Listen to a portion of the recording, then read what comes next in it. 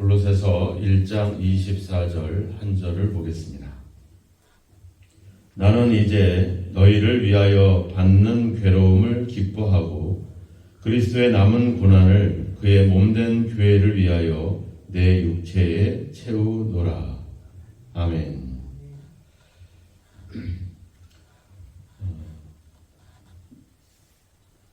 사도 바울은 23절에도 자신이 복음의 일꾼이 되었다. 그리고 오늘 본문에서도 교회를 위해서 자신이 고난을 받고 있다. 또 25절에도 가보면 내가 교회의 일꾼이 되었다. 이런 표현들을 씁니다. 어떻게 보면은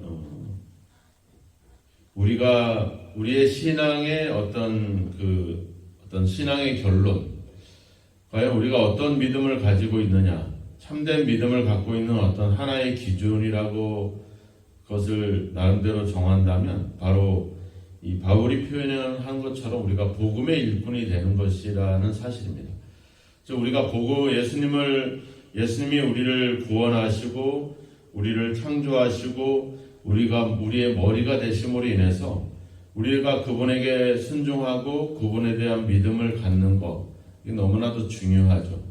근데 그 믿음의 어떤 가장 성숙함, 믿음의 가장 결론은 바로 그 주님의 복음을 위한 일꾼이 된다라고 하는 사실입니다. 일꾼이 된다는 말은 단순히 어떤 일을 한다는 개념이 아니라 말하자면 그리스도와 함께 그리스도가 우리의 머리가 되기 때문에 그 머리에 어떤 머리 대신 주님의 말씀과 그 뜻에 따라서 우리가 온전히 순종해 가는 것, 이것이 우리에게 가장 중요한 하나의 어떤 믿음의 최종 어떤 결론이다라고 볼 수도 있는 거죠.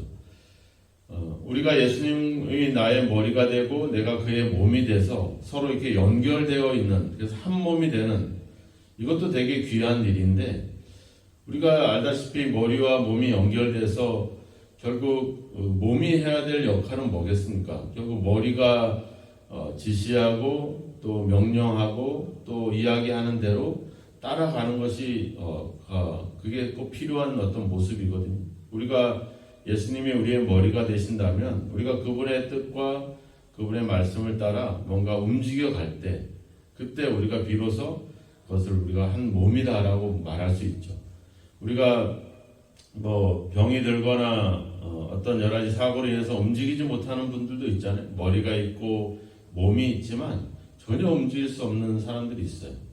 우리가 그것을 온전하게 볼 수는 없는 일이죠. 온전한 것은 결국은 건강하게 뭔가를 일을 해 나갈 때 그때 비로소 그 몸이 한 몸이 되고 연결되어 있다는 걸 알 수 있죠. 우리가 예수님과 연결되고 예수님에 대한 믿음을 갖고 있지만 그분의 말씀과 그분의 뜻을 따라 살아가는 것, 그 삶을 살아낼 때 그때 비로소 우리는 우리의 믿음을 확인할 수 있게 되는 거죠.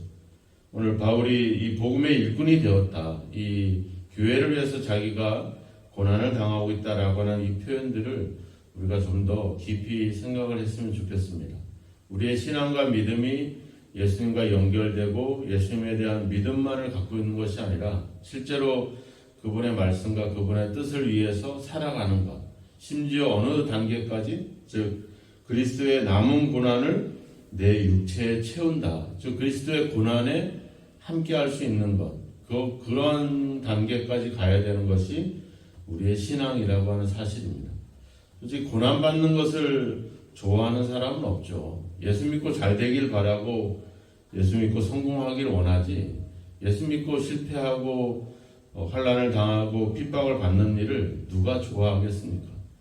우리 목회자들도 교회가 부흥하고 또 대접받고 뭐 이런 거 좋아하지, 누가 그냥 개척교회 가서 그렇게 또 오지에 가서 그렇게 복음을 전하고 이런 거 누가 원하겠습니까?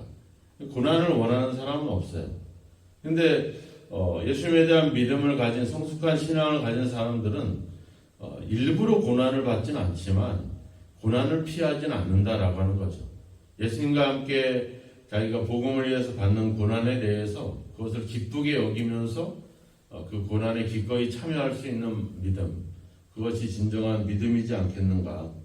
우리는 예수를 믿는 우리는 과연 내가 복음을 위한 일꾼이 되었는가? 주님과 함께 고난받는 일에 대해서 그것을 회피하지 않고 그것을 빨리 벗어나려고 하지 않고 오히려 그 고난을 기쁘게 여기고 있는가? 내가 예수를 믿는 믿음으로 말미암아 받는 여러 가지 핍박에 대해서 그것을 기쁘게 여길 수 있는가? 내가 그러한 믿음의 자리에까지 가고 있는가? 우리 자신들을 한번 돌아볼 필요가 있습니다. 근데 오늘 말씀은 되게 오해를 가져오는 말씀이기도 합니다. 말씀을 잘 보면 그리스도의 남은 고난을 내 육체에 채운다 이렇게 표현하고 있어요. 그러니까 뭔가 예수님이 당했던 여러 가지 고난이나 그런 어려움들에 뭔가 좀 부족한가? 그 부족해서 사도 바울이 그 부족한 부분을 채우고 있는가? 이렇게 좀 우리가 오해할 수가 있죠. 근데 전혀 그렇지 않죠. 왜냐하면 예수님은 이미 앞서 우리를 흑암의 권세에서 사랑의 아들의 나라로 옮기셨다. 또 우리를 창조하셨다. 또 그분은 교회의 머리가 될 뿐만 아니라 18절 끝에 보면 만물의 으뜸이 되신다. 그리고 뭐예요? 20절에도 보면 화평을 이루었고 22절에도 보면 화목하게 했다. 그러니까 이미 예수님이 하셨던 모든 사역에 대해서는 다 이미 완벽하게 이루어졌다라고 이렇게 이야기를 하고 있습니다. 그럼 이 표현이 뭘까? 유대인들은 그런 생각이 있었어요. 메시아가 오기 전에 메시아 시대가 오기 위해서는 많은 그런 어떤 환란의 시기를 겪어야 된다라고 하는 그런 메시아의 화라고 하는 그런 신학적인 개념이 유대인들에게 있었습니다. 우리가 그 아이를 얻기 위해서는 해산이라고 하는 고통을 겪게 되거든요. 그래서 메시아의 화, 메시아의 해산 뭐 이런 식의 유대적인 개념이 있었어요. 그래서 메시아 시대가 오기 전에 자기들은 많은 어려움들을 환란을 그런 시대를 겪어야 된다라고 하는 생각들을 갖고 있었죠. 근데 이제 그런 식으로 해서 여기서 그리스도의 남은 고난이라고 하는 개념은 바로 이제 메시아 시대가 오기 위해서 겪게 되는 여러 가지 고난의 때, 이런 때를 이야기한다라고 보통 신학자들은 해석을 하게 되죠. 근데 생각해 보면 이 골로새라고 하는 지역이 유대인의 지역이 아니잖아요. 이방인 지역이고 그 이방인들이 그 메시아의 시대가 오기 전에 환란을 겪을 거다라고 하는 이 유대적인 개념을 과연 갖고 있었을까? 이건 좀 의문이 되는 문제거든요. 유대인들이라고 한다면 뭐 충분히 이해할 수 있겠지만 이방인들이 그런 유대적인 개념을 갖고 있다는 것은 이해할 수 없게 되죠.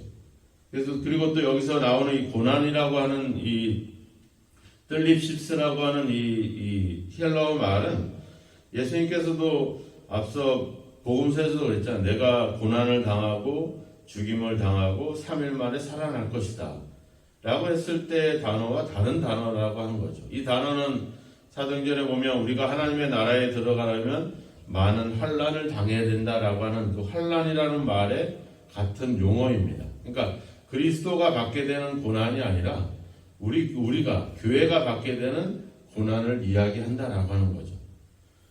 그래서 그런데 그것을 왜 교회가 받는 고난을 그리스도의 고난이라고 표현했느냐? 앞서 얘기했지만 18절에 보면 그는 몸인 교회의 머리다. 이야기했지만 머리가 고난을 받는 거고 몸은 고난을 안 받고 이렇지 않다잖아요. 그죠? 머리와 몸은 연결되어 있기 때문에 머리가 받는 고난은 몸이 받는 고난이고 몸이 받는 고난은 머리가 받는 고난이 되는 거죠. 사도 바울이 예수님을 처음 만났을 때 그랬잖아요. 사울아 사울아 네가 나를 어찌하여 핍박하느냐.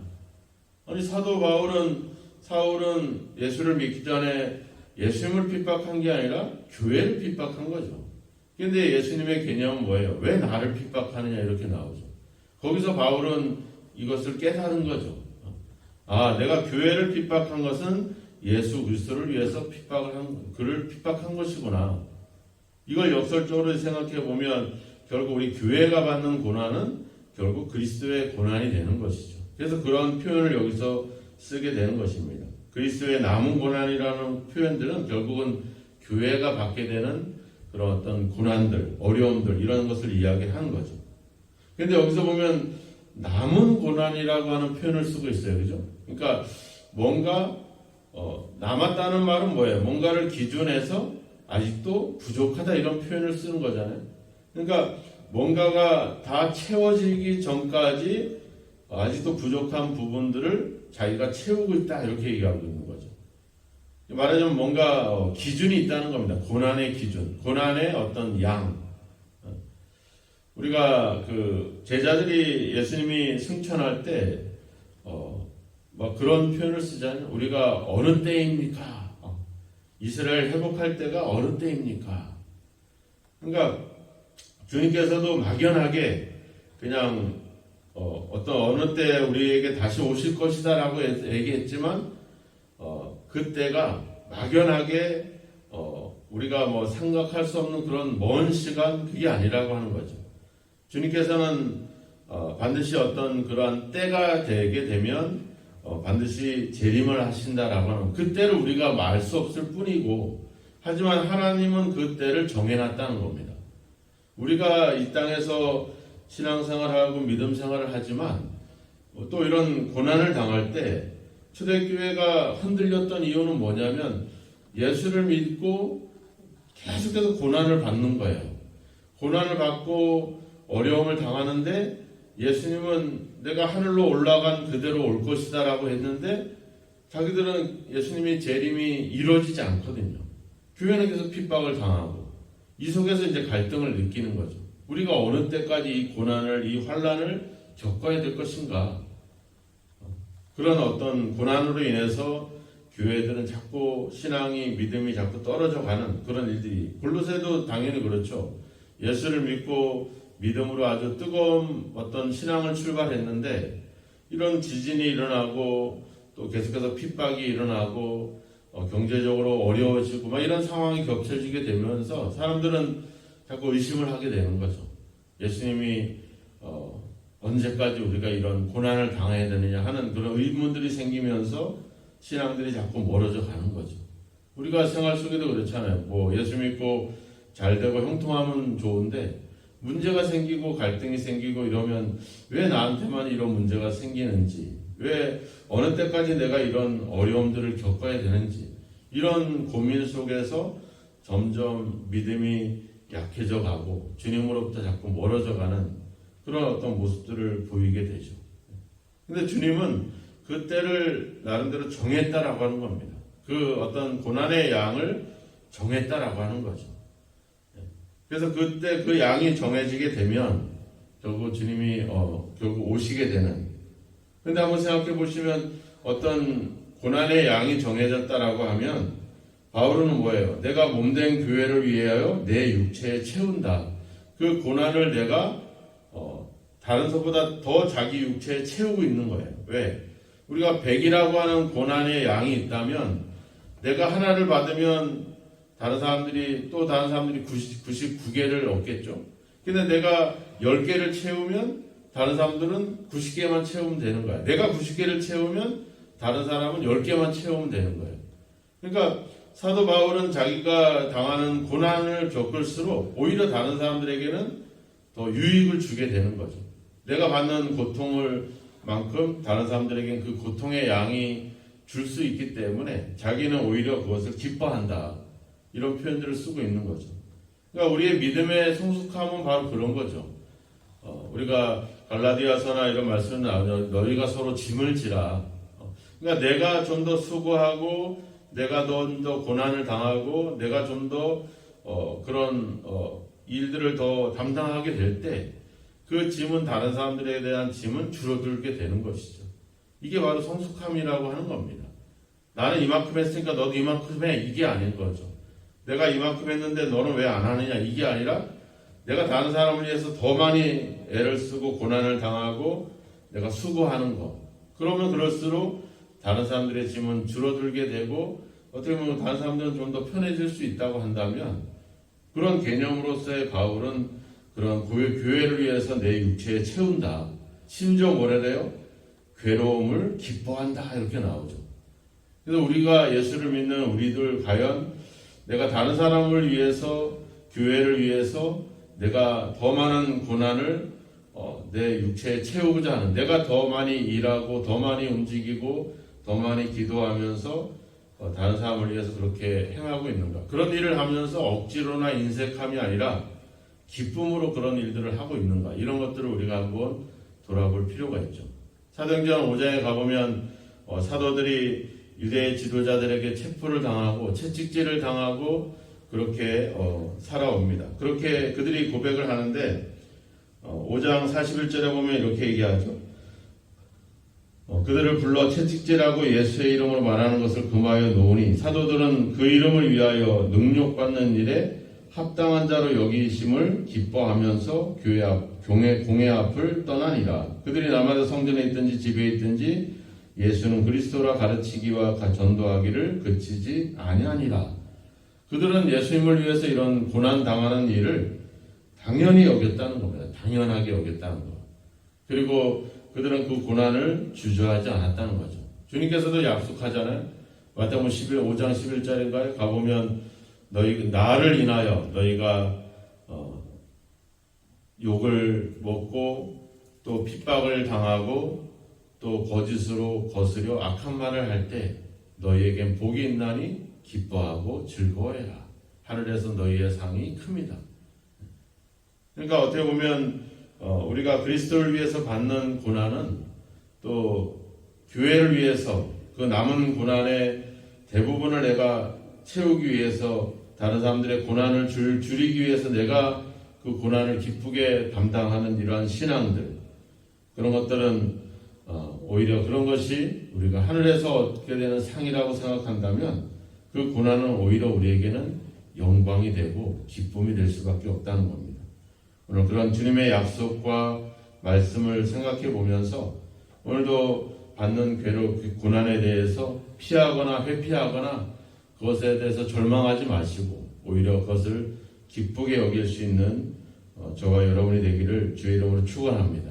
또한 다른 사람을 위해서 내가 더 많은 고난을 기쁘게 받아들일 수 있는, 다른 사람을 위해서 내 고난의 양을 더 많이 채워갈 수 있는 그런 어떤 좀 더 성숙한 믿음의 단계에 이르길 바랍니다. 우리가 예수를 믿고 예수님과 연결된 것으로 만족하지 마시고 이제 그 예수님을 위해서 우리가 일꾼이 되고 또 고난도 마다하지 않을 수 있는, 고난받는 것을 오히려 기쁘게 여기고 합당한 자로 여길 수 있는 그런 믿음을 가질 때 그것이 가장 성숙한 신앙의 단계가 아닌가 그런 생각을 갖습니다.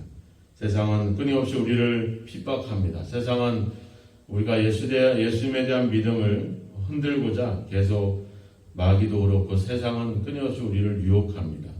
그 속에서 넘어지는 자도 있고 실족하는 자들도 있습니다. 하지만 우리는 믿음을 굳건히 지켜야 될 뿐만 아니라 이제 그 복음을 위한 일꾼, 고난도 함께 받을 수 있는, 고난을 기쁘게 여길 수 있는, 다른 사람을 위해서 내가 더 많은 고난을 채울 수 있는 그런 신앙의 자리에까지 나아가야 될 줄로 믿습니다. 오늘도 그러한 믿음으로 행하셔서 오늘도 어떤 문제 앞에, 상황 앞에, 고난 앞에 주저하지 마시고 또 낙심하지 마시고 피하려고 하지 마시고 빨리 벗어나려고 하지도 마시고 그저 오히려 그것을 기쁘게 여기면서 내가 고난을 받을수록 다른 사람들의 고난의 양은 줄어들 것이라는 그런 신앙들을 갖고 우리가 행한다면 그 삶을 통해서 하나님의 놀라운 상이 주어질 줄로 믿습니다. 오늘도 주님을 위해서 또 교회를 위해서 또 다른 사람들을 위해서 받는 이런 고난을 기쁘게 여길 수 있는 그런 믿음의 성숙함이, 그런 삶이 저와 여러분에게 있기를 주님의 이름으로 축원합니다. 기도하겠습니다. 하나님 아버지, 우리가 살아가면서도 많은 어려움들을 겪고 또 특별히 믿음 생활을 하면서 많은 그런 어려움들을 또 고난을 당하게 됩니다. 때론 그 고난이 괴로웠고 또 그 고난이 우리에게 절망을 가져다 주기도 했고 그 고난으로 인해서 믿음을 저버리는 자들도 생겨나곤 했습니다. 이제 주님 앞에 간절히 구합니다. 우리가 주님을 위해서 또 교회를 위해서 또 다른 사람들을 위해서 받는 여러 가지 고난과 어려움에 대해서 그것을 회피하거나 그것을 아버지 또 아버지 주여 못 본 채 하거나 그것을 아버지 피하고자 발버둥치는 연약함에서 이제 벗어나 그 고난을 담대하게 받아들일 수 있는, 오히려 아버지 자신들이 능력받는 일에 합당한 자로 여길 수 있는 그런 믿음의 성숙함에 이를 수 있도록 우리를 인도하여 주옵소서. 고난을 피하지 않고 다른 사람을 위해서 그 고난을 더 많이 내 육체에 채울 수 있는 그런 사도의 신앙이 우리의 삶에, 우리의 믿음에 있어지게 하여 주옵소서. 무엇보다도 이 고난과 환난이 우리에게 인내를 만들고 우리를 연단하는 줄로 믿사오니 오히려 고난을 기쁘게 여길 수 있는 그런 아버지의 믿음의 단계에 이를 수 있도록 우리를 붙잡아 주시고 함께하여 주옵소서. 이제 아버지 오늘도 또 앞으로도 많은 어려움들, 많은 고난들이 우리 앞에 놓여 있지만 하나님 아버지 그것을 오히려 기쁘게 여기고 또 아버지 담대하게 복음과 함께 그리스도와 함께 고난받기를 주저하지 않을 수 있는 그런 담대한 신앙과 성숙한 믿음이 아버지 4월에도 또 앞으로도 우리의 삶에 계속 되어지게 하여 주시기를, 그래서 우리가 진정한 복음의 일꾼으로 아버지 그렇게 성장해 갈 수 있도록 우리를 인도하시고 주여 함께하여 주옵소서. 아버지 고난을 기쁘게 여기고 우리가 하늘에서 받을 상을 생각하면서 오히려 모든 상황에 감사함으로 기쁨으로 담대하게 믿음으로 살아가도록 우리를 인도하시고 주여 도와 주옵소서. 예수님의 이름으로 기도하옵나이다. 아멘.